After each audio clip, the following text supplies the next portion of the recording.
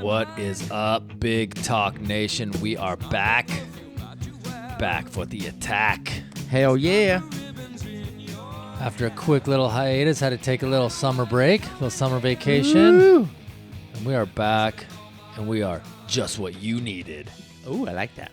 Hey, so when you were on your summer vacation, did you play your summer playlist? I played it all the time. I played it for everyone, anyone that would listen, and anyone that didn't want to listen got a nice earful of the summertime. Did you play mine too? Yeah, I play yours too. Once in a while? Once in a while. Like yours 3 times, mine Just once. to- Yours yeah. 3 times, mine Yeah. once. Yeah. All right. There we go, guys. We are back. We are back, and we're going to just change it up just slightly. We're going to do the Cars. Yeah, I'm The excited, Cars, man. And I'm excited too. A band that everybody knows does not get the respect they deserve. And, man, I really can't wait to do this episode, man. I'm actually pretty excited about it. You know, doing my homework, dude, they really, I think I feel more appreciative now than I ever have before on the Cars. Mm-hmm. I heard their music, it sounds good, blah, blah, blah. But after the homework, I'm like, man, this was a great band, dude. They were a great band. Let's go ahead, dude. I mean, we're debating on what to do.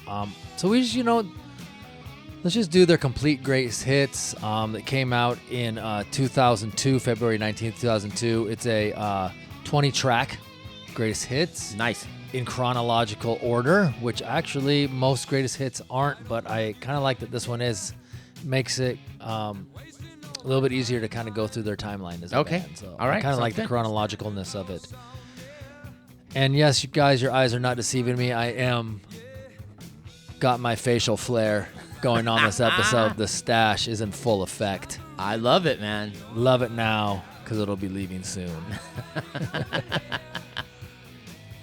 All right, guys. Hey, so this is the Cars right here. This is the first track off of their Complete Greatest Hits. And that's the album we're doing, Complete Greatest Hits. Just What I Needed, which was the first release off of their debut album, The Cars. The Cars, man.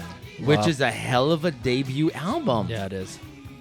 There are a lot of songs. I don't know how many songs are on here. At least 6 out of the 9 that were on that debut album are on this compilation.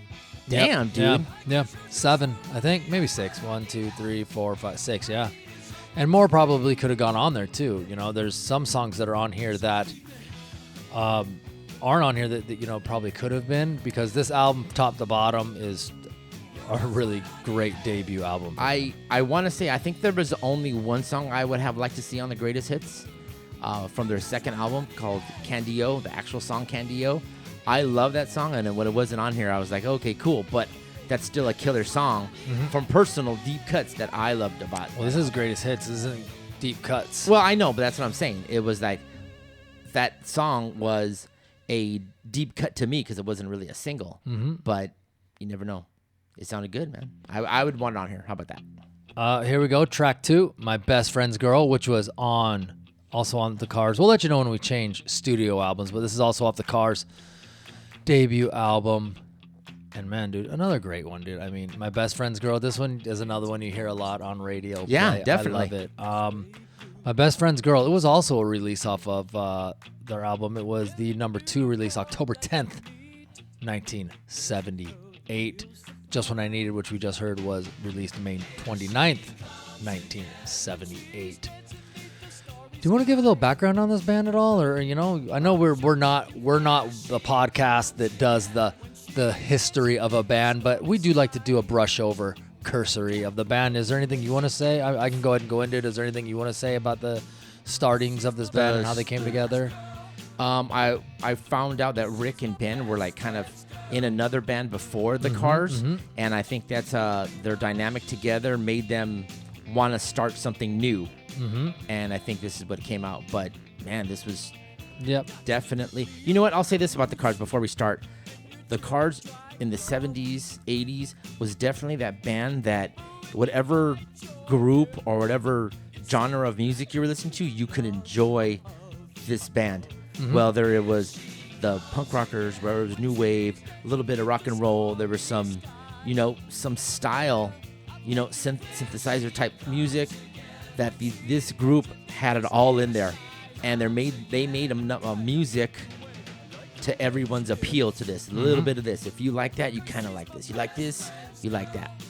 That's what I want to say about the Cars, dude. So I'm very, very, very excited about it. Yeah, dude. So before they were the Cars, you know, the members played in various different bands, and Ocasek and Orr met in Cleveland, Ohio. They saw each other performing and stuff like that, and Orr was in a band called the Grasshoppers, and that's where Rick Ocasek saw him, and he kind of got in and said, hey, we should do something together. They moved to Boston in the 70s. They took on a couple other artists. They started like a folk group kind of a thing called Milkwood in 72. They had one album that came out with that band. After that, they made another band called Richard and the Rabbits. That's when Greg Hawkes joined the band, who all went to Berkeley, who played saxophone on Milkwood's album. And then Hawkes, to join their band, had actually left the Martin Mull and His Fabulous Furniture, which was like a musical comedy. If anybody knows who Martin Mull is, it was like a musical comedy stage act kind of thing they had going on. He left them to join these guys.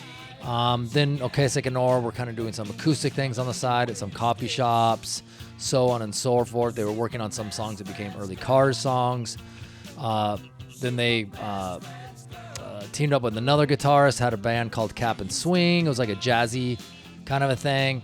Ocasek didn't like the jazzy sound, kicked that guy out, recruited a new member. Who was it? I got it in here somewhere, but I can't see it right now. Anyways, they started getting some radio play, started becoming popular. They were the Cars, and kind of things went from there. But yeah, like you said, the original members are Rick Ocasek on rhythm guitar, Benjamin Orr on bass guitar, Elliot Easton on lead, Greg Hawkes on keyboard, and David Robinson on drums. Nice, man. That was a good rundown, dude. And, I know we just glossed over, and I know there's probably some stuff, and people are gonna probably say you missed this, you missed that. Yeah. But you know what? We miss it. Get your own damn podcast. There you go. And we'll listen to you and make sure that we'll get in. So, all right. Track 3, Good Times Roll. Yeah. Another great one. Still on that first album, The Cars, man. Definitely. This is also one of those great, good songs that is killer, and I loved it. I don't know if you knew, Chris, but there's a band called Powerman 5000. They did a cover of this on their first album and second album. We'll say first album, and they rocked it up a little bit, and it was killer. So I love their version, and I love the original version on there. And it's actually, good. Let the good times roll. It's easy. It rolls off the tongue. Mm-hmm. Hey, Chris, let the good times roll. That's right. Let the good times roll. And there we go. Man, I didn't realize how great this debut album was until I actually started listening to it. Like, right? I went and listened to Greatest Hits. I go, well, let me listen to these albums, see, check it out. This album's really good, dude. For a debut, it's really good. Let's go over some factoids on it. I know we're talking about the greatest hits, but album per album, we'll kind of talk about each album as well. How many times platinum do you think this album went? 6. So you already know all this stuff. Okay, so on the U.S. Billboard, it hit 18, UK 29. It sold 6 million albums. Went platinum in Australia, in Canada, and New Zealand. Silver in the UK. And at the year-end charts for the U.S. Billboard, it was number 4, 79 at the end of the year. Nice. And on U.S. Billboard at the end of 1980, it was number 48. So, well-performing album. Good stuff here, dude. Good stuff killer, here. Dude. So the band started recording a lot of demos in 77, and like Just What I Needed, My Best Friend's Girl, started getting played by some local DJs, and Arista and Elektra were both trying to court the Cars. They ended up signing with Elektra, which most of their catalog is on Elektra, and they kind of chose Elektra because they didn't have many new wave acts. They had like the Eagles, they had Jackson Browne. They said, let's go with them, because they don't have anything close to what we have. Some of the other labels did. So that was a great choice that they made. New wave, power pop, synth rock band, and man made a choice to go to a label that didn't have much in that arena of music. So man, good for them. That was a good choice, man. Love it, dude. You want to go to the next song? Sure. But let the good times roll. Let's go.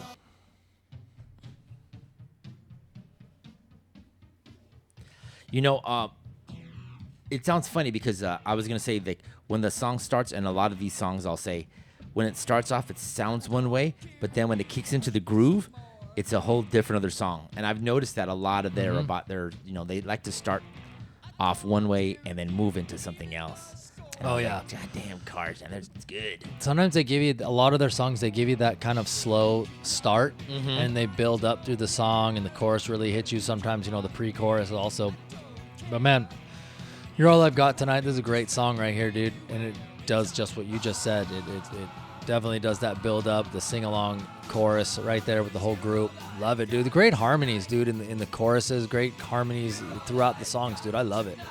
I was going to say a lot of their background music or a lot of background singing was on point. I think they're underrated in the background, but they had some players and, musicians were just excellent, man. Yeah, for sure, dude. For sure.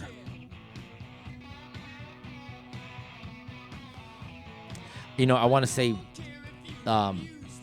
who I thought listening to this compilation and also listening to Greatest Hits and also listening to, doing some homework, that the guitarist, Elliot Easton, underrated guitarist, bro. Yeah. Underrated guitarist. Yeah. If you really needed to look at it, man, he really surprised me on how good he was. Or, I was watching a few live stuff that they had, and man, this guy knew how to rock, man. Like you said, they may have a lot of synthesizer or keyboard sounds, but he held his own on rocking. Yeah. I couldn't agree with you more. He definitely underrated. I've never, honestly, until I started, we're going to do the Cars, I didn't even know who he was. I don't think you did either. Most people probably don't. Rick Ocasek maybe, or the only two people know, but man, the guitar playing is superb. It's superb. They are a synth pop kind of band, going on new wave thing, so the guitars aren't necessarily the thing that people think about right off the bat when they're talking about that kind of a band. But man, for these guys, the guitar playing is excellent. Excellent. Let's go to the next song. All right. This is Bye Bye Love. We're still on that first debut album. The artwork on this album, it's got the girl with the huge smile. Looks like she's driving the car and stuff. So that girl that's on there is actually Natalia Medvedeva. She's a Russian-born model. She was a singer. She did some other stuff. And the Cars like to kind of do their covers. Yeah. Going forward, they did their own, but this is one they actually let the label do. They weren't big fans of it. They had another thing they wanted to do. It ended up being like the inner sleeve. They didn't like all the smiley, glossy pictures of them on the album all over and stuff. So they were disappointed, but going forward, they kind of, had a lot more say in what it was going to do. And when you have a debut album that does 6 million copies, they kind of give you a little more leeway, I was going to say, I heard that the David Robinson, the drummer, he would do side project and photography, and from that point forward, artwork and stuff, he's the one that designed the album covers for the rest of their. I know that he had a lot of work in the concepts and stuff. Yeah. But I know they had some artists that did a lot of the drawing and the artwork and stuff like that for there. But yeah, he was definitely the guy that was, the fashion guy, the art guy. He definitely pushed them in that direction, gave them their look, if you will. So yeah, you're spot on with that. But you know what? That's kind of funny. Who would think the drummer would do that? I mean, it's usually like the singer or somebody else in the band. But here's the drummer coming up with some creative, juices and doing stuff. He's just not in the back holding the beat down, dude. He's doing some getting his 2 cents worth, man, or 2.5 cents worth. You know what I mean? You ready to move on? I'm ready to move on. Let's we got go. A lot to say about it. We got 20 songs on this bad boy, and we're only at number 5. Let's go. This next song, if you don't know, Moving in Stereo was in one of my favorite movies ever, Chris. Mm-hmm. I'm sure one you of know mine what it too. is. Oh yeah, Fast Times. Fast Times at Ridgemont High. Of course, the classic scene, Phoebe Cates coming out of the pool. Everybody with a videotaped, stop, rewind. But anyways, this song had it. And when I talk about the songs sounding differently, so the keyboards, who is it? Greg Hawkes. He's, from the 5 songs we already heard, his synthesizers, his keyboards are on point, excellent. And this song has just proven that these guys are not just, hey, we're gonna go out there and play. We're gonna give you a different sound, almost like an art rock. We're gonna make you feel something different, and that's what this song, I think, really, when I first heard it, I didn't really think anything of it. Saw the movie and thinking, oh my God, this is the greatest thing ever, and it's just killer, dude. It's one of the most iconic movie scenes, at least for me, from the 80s for sure. But Phoebe Cates coming out of that pool, I can see it vividly with the red bikini. Yeah. Judge Reinhold taking a peek at her through the bathroom. It's great. And I was watching, I think it was on the DVD or Blu-ray. They always have those extras that are on there. Yes, DVD and Blu-ray. And they had an interview with the director, and they were saying how they kind of had to have like people. Yes. They had to really put like stuff up high around the whole house so nobody would get on rooftops and take pictures and try to sneak a peek at Phoebe Cates coming out of the pool taking her top off. Which actually, honestly, I don't remember the first time that movie, but looking back at it now, I go, wow, how unexpected that would happen. Right? Like you didn't expect that to happen at all in that movie. And it's just, oh, shit. Okay. I do remember them saying it was a close set. Like, if you were working on it, you had to, be there to do something. Okay, fine. If you're just a bystander and you're just looking, or you're an actor that's off today, no, you're not here. Go to the front of the house and wait till you're done. Yep. But this scene or this is what we need. Small, little. We're doing that. That's what I heard on that one, and I think she mentioned it too on interviews, and she was all like, well, blah blah blah. Anyways, going back, man. Like I said, this is still. Excellent song, different. It doesn't sound like the first 5 songs we heard. Totally different, totally off. Totally. Yeah, for sure. One thing I kind of want to talk about is, a greatest hits album. Only 3 of these songs that we've heard so far have been releases. Just What I Needed, My Best Friend's Girl, and Good Times Roll. Those were the only 3 so far that we've heard. They peaked at 27, 35, and 41. Wow. So that tells you that You're All I've Got Tonight, Bye Bye Love, and this one, Movie in Stereo, they weren't releases. But in movies, probably played on their radio, local radio got played, on radio, in live concerts, just became favorites that you got to put it on. That's why it's called the Complete Greatest Hits, because that's exactly what they are. Exactly. The Complete Greatest Hits. All right, are you ready to go to the next one right here? Hell yeah, man. Go ahead, take it. Let's go. It's exactly what we're going to do. There you go. Let's go to Candy-O. Second album from the Cars, Candy-O.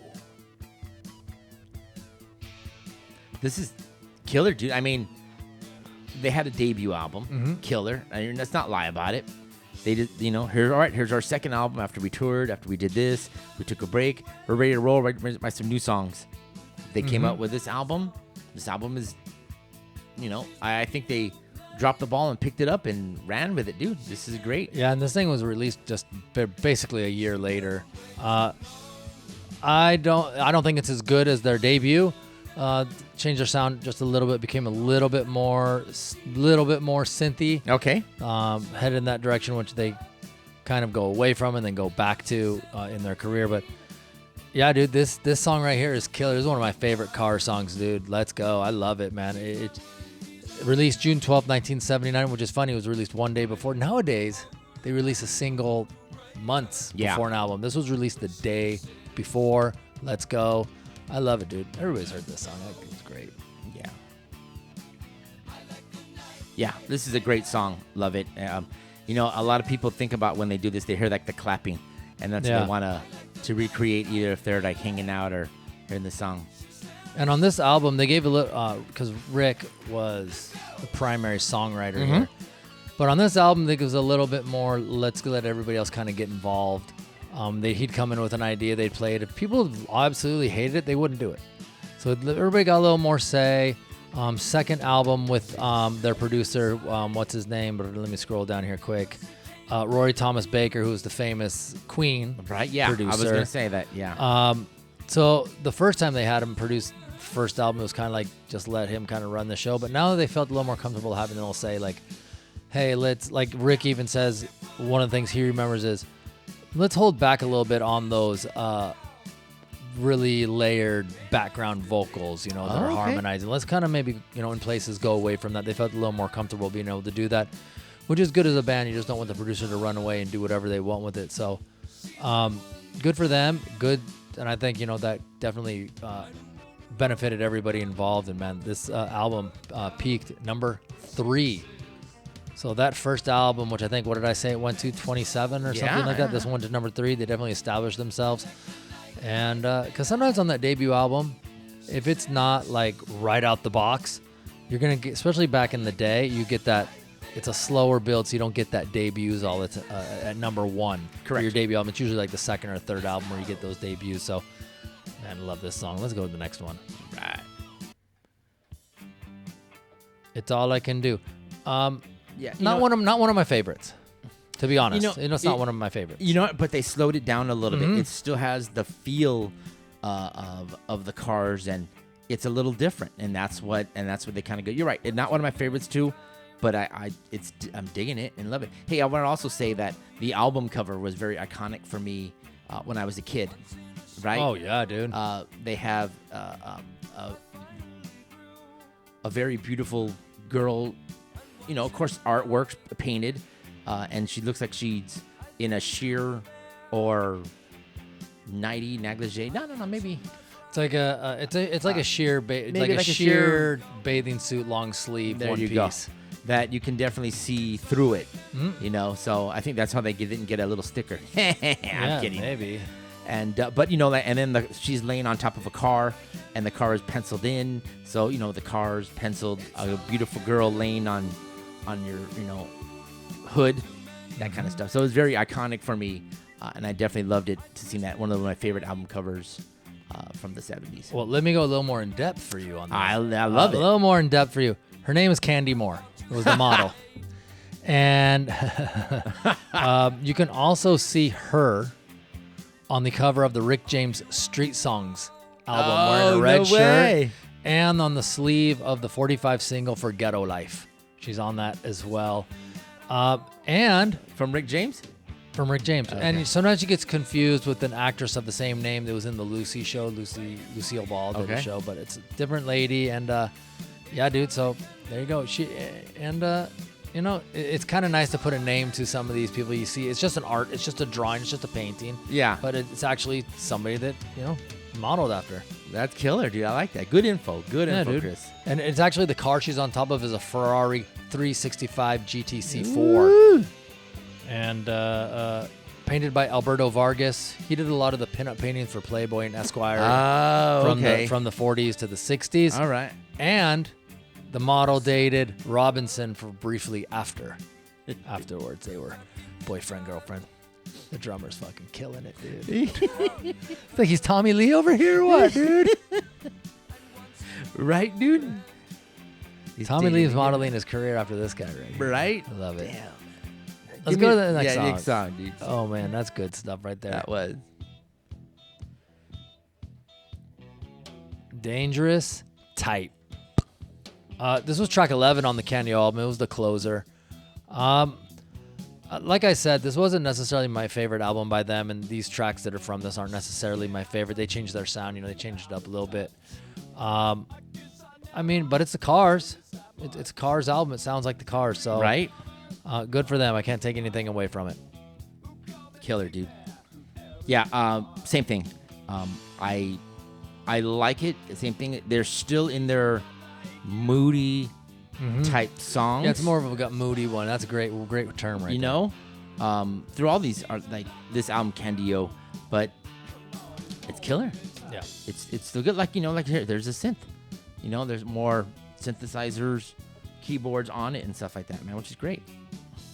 You ready to go to the next song? Yeah, man, take me to the next. Let's go ahead and go. Yeah. Let's touch and go. Touch and go. Touch and go.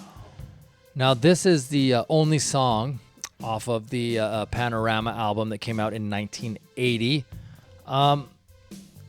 I saw there was only one song from this, so I didn't really go and listen to this album at all. I was just kind of like, just reading about it. It wasn't as... This is where they kind of went more experimental. Okay. They kind of went more minimalist. They didn't have all the bells and whistles that they had on their first couple albums, and that they actually go back to, after this. people kind of say, I was reading like what some of the critics said, they kind of avoided that. They don't want to become a caricature of themselves, I guess, kind of a thing. So, good for them. I mean, they still have the car sound, still the same songwriters and stuff, so you're still going to get all that. But just the musicianship and the music's a little bit different. They strip it down a little bit, but it's still got the car sound for sure. I take it they changed producers, right? On this one, no, they didn't change producers. They didn't change producers until Heartbeat City. Damn, I thought they would have changed it. Okay. Same producer. Same producer. Rory Thomas Baker. Okay. The Queen man. Let's go ahead and go to the next song, dude. Yeah. Some people may love this song, and some people may want to hear it. And if you do, you must have a copy of it somewhere so you can go listen to it on your own. Here we go. Shake It Up. Shake it up. Shake it up. Now it seems that the Cars' music or their album is a little more popish.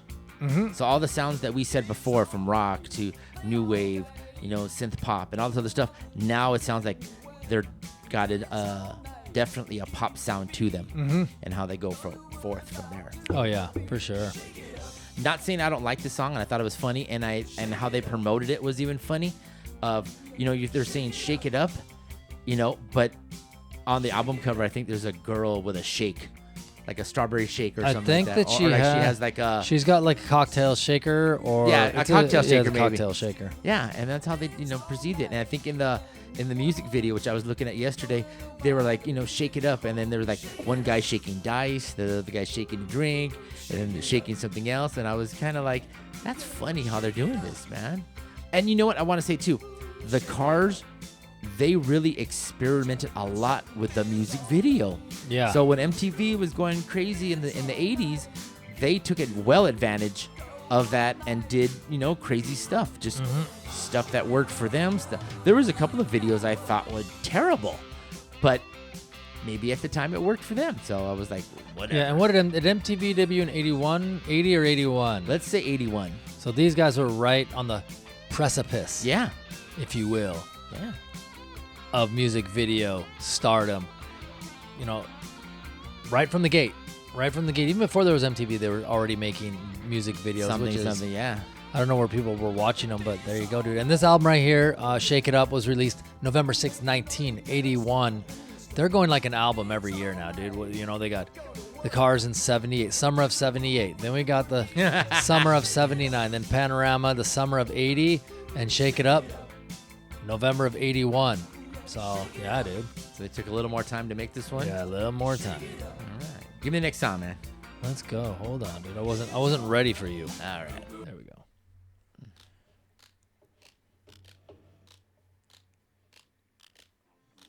Since You're Gone. Yeah, nice. Also from the Shake It Up album.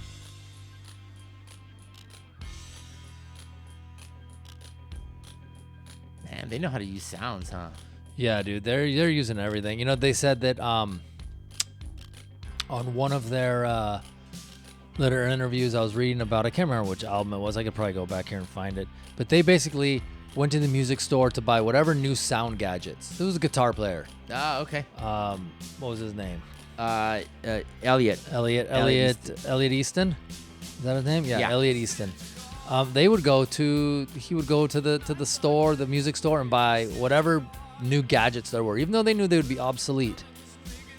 They would go buy them, and pretty soon he had like 12, something pedals on his guitar set up for like a quick little show that they would do. And it's like, oh man, dude, these guys are just gadgets everywhere. This is good stuff right here, dude. This is this Shake It Up, Heartbeat City is like my favorite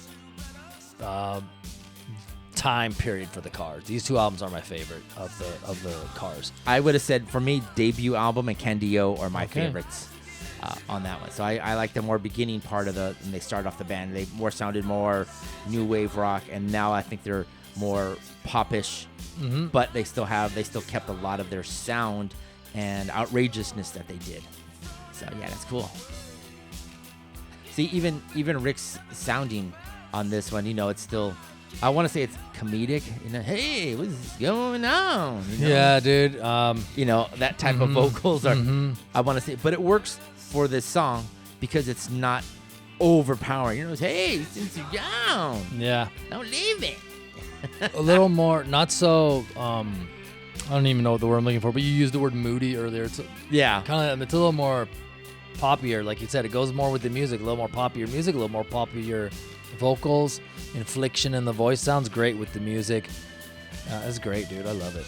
Cool. And of course, like I said, this was the last album produced by Roy Thomas Baker for the Cars. Of course, okay. I love to say from Queen. That's cool. From Queen stardom, because Queen is one of the greatest of all time. The Spin Magazine included this on their top 50 albums of 1981. And I can't remember the year. I think it was 2021. Rhino Entertainment re-released it on a neon green vinyl. I think it was that's 2021. killer, dude. I love it, dude. I love it. I That's like good a lot of stuff right those here. colored vinyl shit, man. Yeah. I like it. You know, I don't get a lot. I don't. Well, own a lot. if you need new vinyl, just go to Amoeba Music because they don't sell any goddamn you shit no more, dude. Boycott. You're never going there again, dude. Remember that day we went there? Yeah, we're not going back, man. Oh, we're not. We're gonna pass by it. So Since You Gone hit 41 on the Billboard. Cool. Shake It Up hit number 4. You know, it's kind of funny that when you look at the greatest hits that we're listening to, those were the actually we got one more. I'm Not the One, which is next. 3 songs that were released, or excuse me, that are on this complete greatest hits. But they had more that were released. Think it over. Let's see. Let me hold on. I might be wrong right here. Let's see. Shake It Up. Shake It Up, Since You're Gone, I'm Not the One. And then Shake It Up had Shake It Up, Since You're Gone, Victim of Love, and Think It Over were the releases. Wow. But of course, you know, you got to check multiple sources. Shake It Up. Then there was a song Cruiser. And these might also be international releases. It didn't chart in the U.S. Since You're Gone was at 41. Victim of Love, Think It Over, didn't chart. So, you know, sometimes, like you said, they are putting some of these deep cuts on here, Greg, but just not the one you wanted, dude. It's all right. But I like this song, dude. This is a good, nice little slow it down. It's not their best ballad, but I do like this song. This one's a this one's a nice one, dude. It's good. You know, I like the keyboard because it sounds like almost poppy or bubble-ish. Remember Napoleon Dynamite? Isn't there a song that kind of plays like this at one point? Not the Yes. vocals, but the Yes. beep, beep, Yes. beep. When he's like looking like the girl or whatever. It has something to do with the girl or Yeah. whatever. I don't know, dude. That's a good reference on that one, man. All right, dude. Now, let's see. Any other things do I want to say about the Shake It Up album? Yes, I do. 2 million copies. And it peaked at number 9 Nice. on the Billboard charts.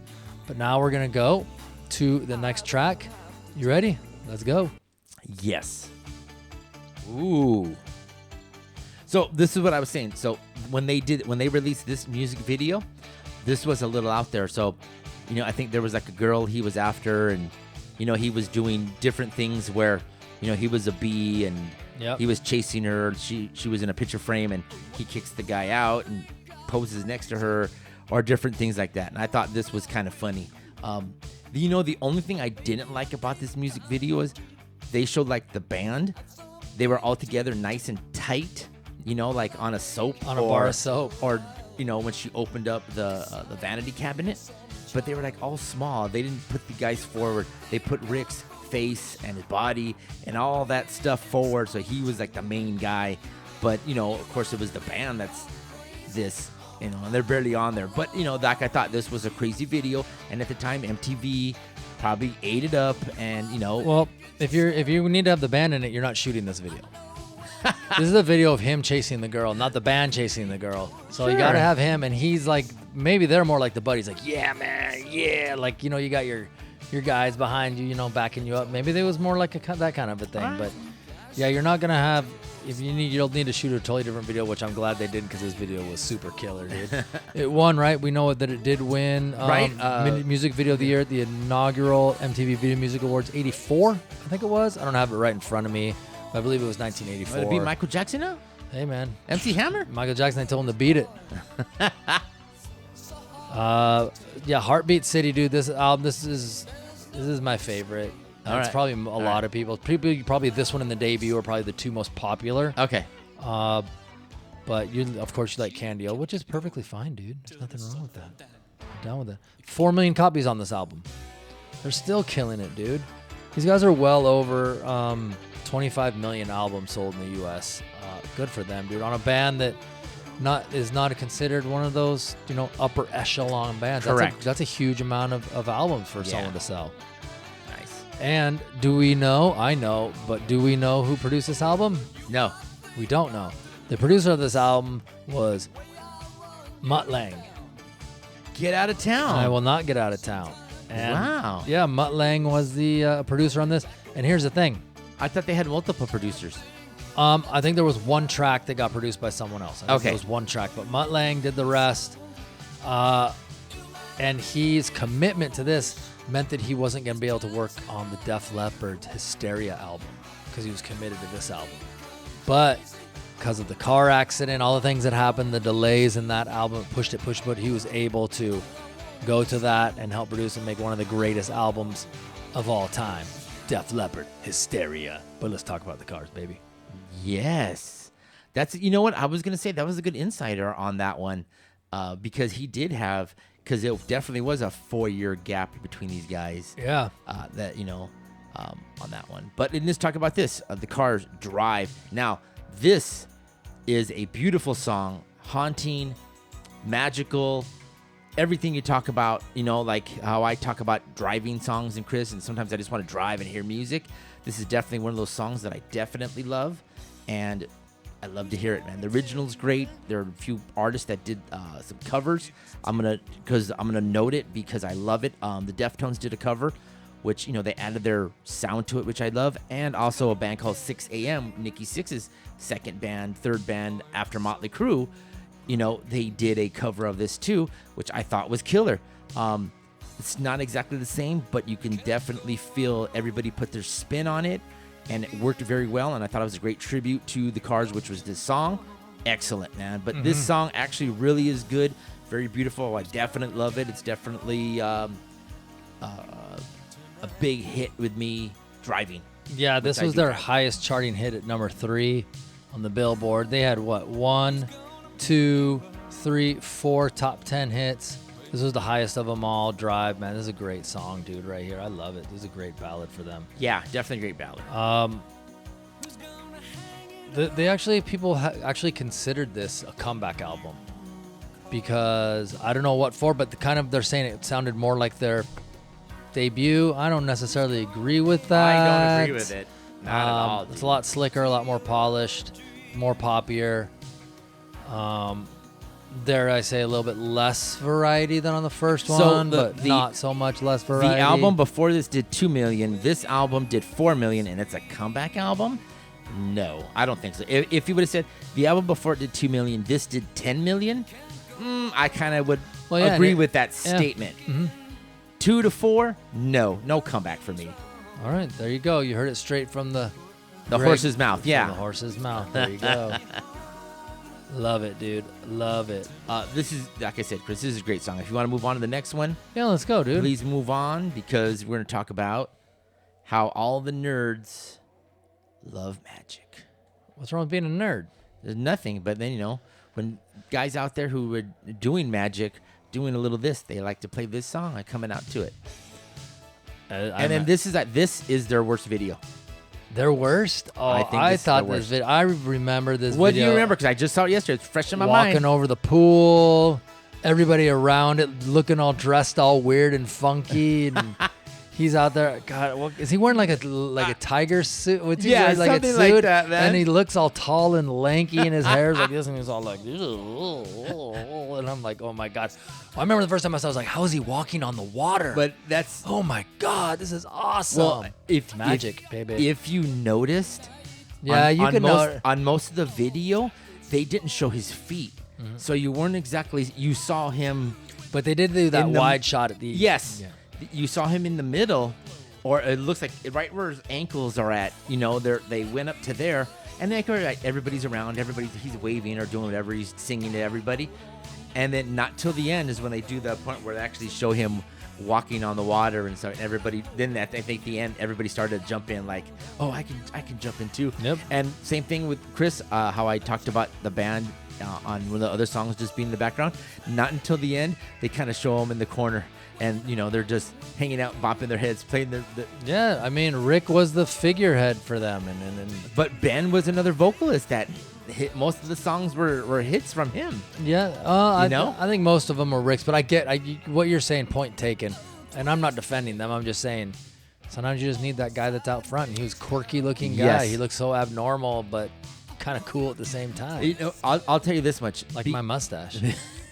Because I didn't follow the Cars too much prior to this, I didn't know Ben Orr did a lot of the vocals. Yeah. I thought it was Rick doing all the vocals, and Ben every once in a while did a song or two.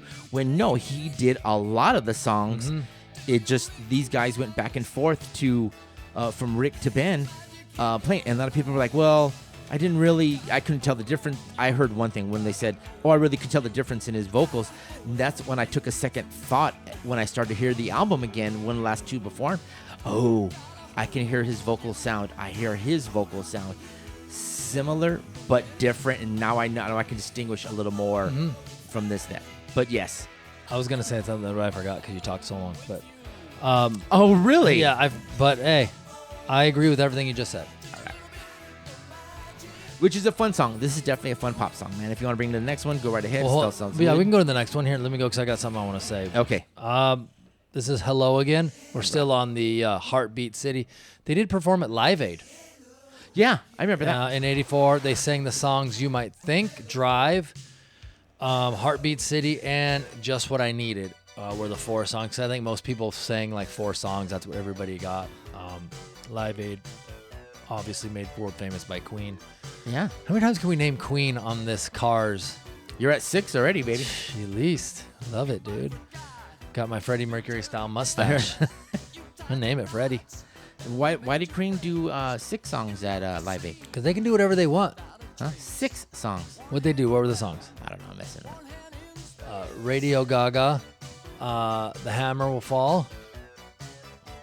We Are the Champions. And We Will Rock You. I was going to say... Face. Ooh. I'm probably wrong, but I think those are the four they did. All right. Yeah, dude, there's another great song up here. Different sound, definitely driven, keyboard driven. Yeah. But, back to that poppy synth, new wave sound that was definitely popular to be in the 80s. It seemed like everything was, at least you saw on MTV, was either new wave like this, or even more, or rock. Yeah. I didn't have a lot of variety on MTV. I do want to say I give a lot to Greg Hawkins for his musicianship on all their catalog. Mm-hmm. He really did out there. And they also said that he was really into the modern sound, finding new sounds out there, anything that was the latest and hip. He wanted to incorporate it to a lot of the Cars sound and find a way to do it. He was really into technology. There you go. That's what I was trying to say. And I would say, I'm just going to go back on what you said, and I just kind of cursory went back and kind of looked at who were vocalizing. It looks like it's about a 70-30 split between Orr and O'Kesik. Yes. Which is probably a little more than you might think for somebody that one person is actually kind of known as their lead singer. That's kind of more than you would think. You'd think like, here's one on this album. Maybe next album you can have another, Yeah. And it's kind of funny because they've been together so long and they're best friends or whatever. There was never no like falling out or anything. Just kind of when they went on their hiatus and they were no longer, it was just kind of like we're just not going to do it anymore kind of a thing. It wasn't. Well, like you said, Rick was definitely one of the main songwriter, and that's what he said. Sometimes he would just let Benjamin sing. Yeah. Like, hey, man, I wrote this song. Why don't you sing it? Shit, it worked. You want to talk about the artwork? Album artwork? I love the one where it was. We're still at Heartbreak City? Heartbeat City. Heartbeat City? Isn't it kind of like you see something, but it's only like half? Or is it like a gatefold album yeah, where it opened up into something? It is. It's like, it's one of those things that it opens up and you see like it opens up backwards kind of a thing. Yes. So the back of the cover, but it's got a 1970 with Plymouth Duster 340, and the same guy did it. Alberto Vargas, the pinup artist, did it, and it's called the piece of art is called Art-O-Matic Loop-De-Loop. Nice. Is the name of the piece of art, and man, it's pretty cool.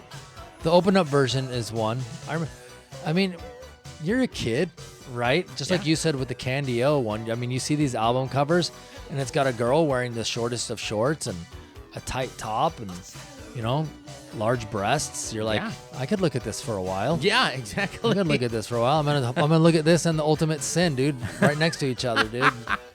Different thing, but same thing. I'm gonna buy 2 so I can keep the one album cover on my wall and the other one in my record collection. dude. Exactly. Nice. Here we go, dude. Why can't I have, right? Am I on the right song, right? Yeah. Why can't I have you? Thought I got like, I don't know what's going on. Also off of Heartbeat City. I know I'm all over the place, guys. This is what happens when we take a vacation, dude. We got to get back into it. So this is our get back into it episode. Next episode, I'll be 100%. You're doing fine to me, dude. Okay. I don't All see right. anything wrong with you. All right, dude. Except your face. I don't know, Chris. I'm digging it. Thank you. Little something different again. Yes. Slowing totally. it down. It doesn't. It's not like, but it almost. I don't even want to say it. I was gonna say, it has that slow down tempo like moving in stereo does. That kind of like aura, like the aura of sound kind of running through it and stuff like that. So it's definitely different than a lot of the other tracks that are on the album and anything they had kind of done recently. I like it, dude. It's tenderish. Yeah. There you go. That's a great word for that, tenderish.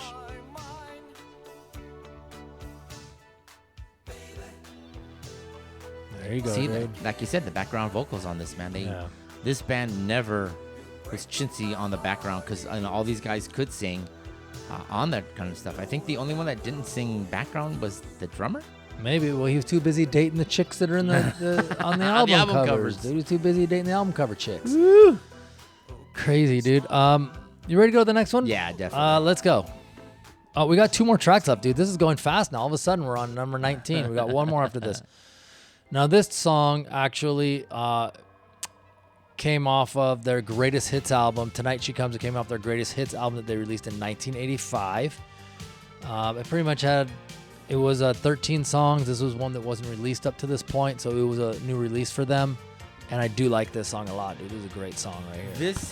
This has a very early 80-ish sound to it. You know, if maybe that was in their arsenal, maybe they had it going, they re-released it, reworked it. It has that kind of feel. It sounds kind of like from something that might have come off of one of the earlier albums. To be honest with you, one of the first 2 albums is kind of what it sounds like. Yeah. I love this stuff, dude. The Cars are killer, dude. They're one of those. Sometimes they're one of those bands where a lot of times with kids nowadays, you say, "Oh, you like the Cars? Who are the Cars?" And then you start playing songs, and I go, "Oh, I've heard that one." Yeah, You play another one. I've heard exactly. that one. Oh, I've heard that one. I know that one. Oh, that's the Cars. Next thing you know, they've heard every single song on that we've just listened to. They just didn't know who it was. I would have said the average person from the 20, just saying I don't know who the Cars were, would know about 7 or 8 of them on a regular basis. Oh yeah, I would you're say right. the average person on that kind of stuff. To be honest with Chris, I would probably say I knew a little bit more, but like I said, I'm a big music fan as much as you are, and we probably knew a little bit more. Oh yeah, dude. Music is life. Yeah. Did you know, I found this out when I was doing my homework, that Elliot Easton was one of Slash's guitars, one of his favorite guitarists when he was growing up and learning how to play guitar. I did not know that. Yeah, that was just, I recently heard that, and I was like cracking up going, Slash with Guns N' Roses? Elliot Easton was one of his favorite guitarists? Well, hey. Well, listen to him right here. Yeah. Sounds like Don't Cry. There you go. Yeah, Slash stole all his licks. Slash stealing this guy's licks right here, dude. I guess so, man. It was his favorite. He goes, I'm gonna steal some of these. Yeah. Great stuff right here, dude. We got one more track left to go here. And man, I can't wait to get to it, because then I can tell you where you can see us. Whoa. All right. Let's go. You Are the Girl came off the Door to Door album, which was their last album with the original 5 members. Okay. Of course, Orr died of pancreatic cancer in 2000.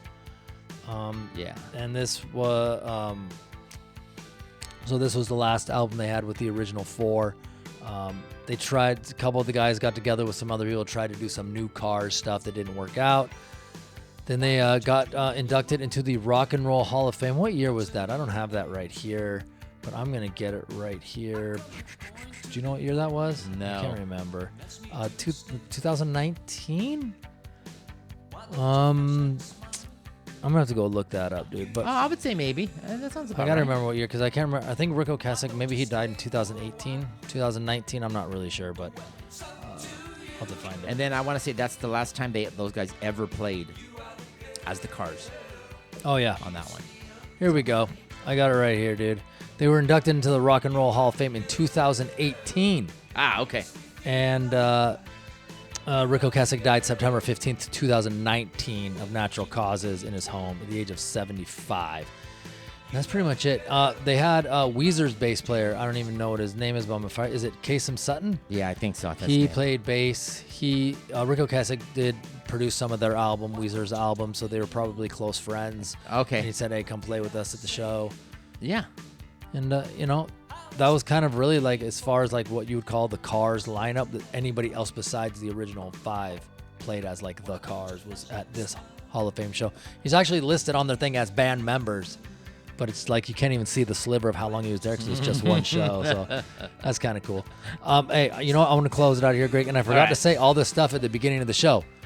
The Big Talk I didn't even say it at the beginning of the show. The Big Talk podcast with Chris and Greg is back for the attack.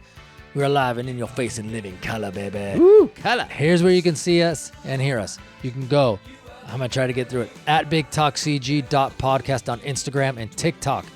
BigTalkCG@gmail.com. We're on Twitter at BigTalkCG. Facebook and YouTube, The Big Talk podcast with Chris and Greg. Just search us up. We got a lot of stuff going on YouTube right now. We got our episodes are up there every week. We got shorts up there. Everything you need to know. Check us out. Hit that bio in the Instagram. That link, take you to our link tree. Find out where you can hear us if you're just cruising around in your car, Spotify, Apple, anywhere. Give us a follow. Yeah. Give us a subscribe on YouTube. You will give us a subscribe on YouTube. And definitely come back for more, man, because we got a lot of other artists, a lot of fun stuff that me and Chris love. And we're just having a good time anyway. So this is Greg from the Big Talk podcast with Chris and Greg. See ya.